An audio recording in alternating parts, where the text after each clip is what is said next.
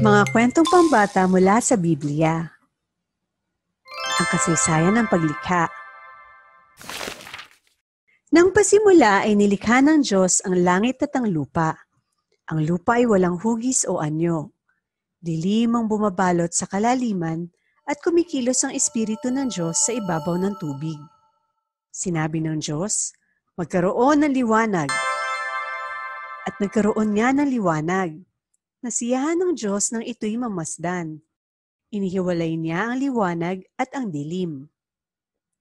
Ang liwanag ay tinawag niyang araw at ang dilim naman ay tinawag na gabi. Lumipas ang gabi at sumapit ang umaga. Iyon ang unang araw. Sinabi ng Diyos, magkaroon ng kalawakang maghahati sa tubig upang ito'y magkahiwalay.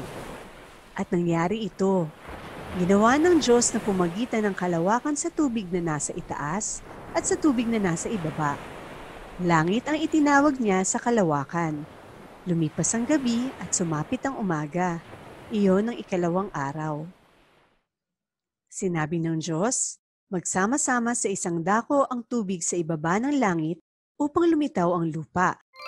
At ito nga ang nangyari. Tinawag niyang lupa ang tuyong bahagi at dagat naman ang nagsama-samang tubig. Nasiyahan siya nang ito'y mamasdan. Pagkatapos, sinabi ng Diyos na magkaroon sa lupa ng lahat ng uri ng tumutubong halamang nagkakabinti at mga punong namumunga. At nangyari ito. Tumubo nga sa lupa ang iba't ibang uri ng mga halaman. Nasiyahan siya nang ito'y mamasdan. Lumipas ang gabi at sumapit ang umaga. Iyon ang ikatlong araw. Sinabi ng Diyos, magkaroon ng mga ilaw sa langit upang mabukod ang araw sa gabi.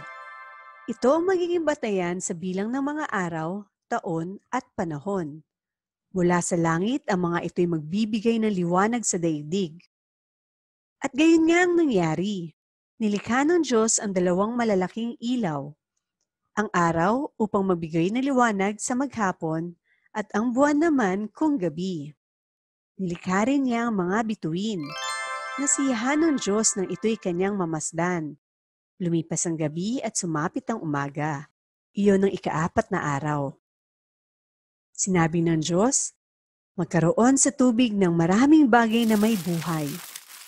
Nilikha ng Diyos ang mga dambuhala sa dagat at lahat ng bagay na nabubuhay sa tubig. Nilikha din ng Diyos ang lahat ng uri ng ibon sa himpapawid. Nasiyahan ng Diyos nang ito'y mamasdan.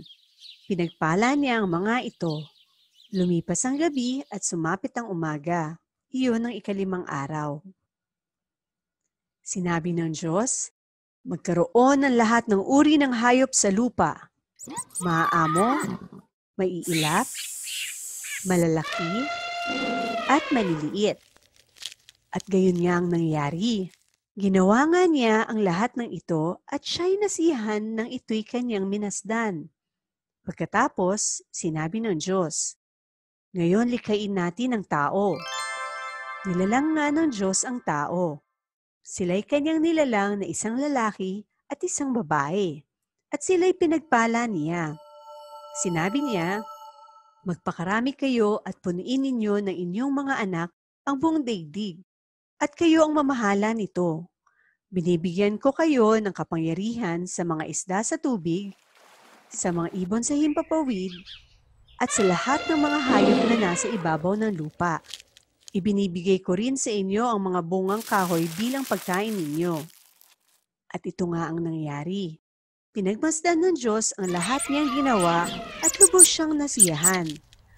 Lumipas ang gabi at sumapit ang umaga, iyon ang ika-6 na araw. Nilikha nga ng Diyos ang langit at ang lupa at ang lahat ng bagay na naroon.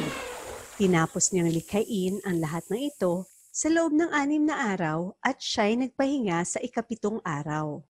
Pinagpala niya ang ika-7 araw at itinuring itong banal. Ganito ang pagkalikha sa langit at sa lupa na nagbigay kasiyahan sa Diyos.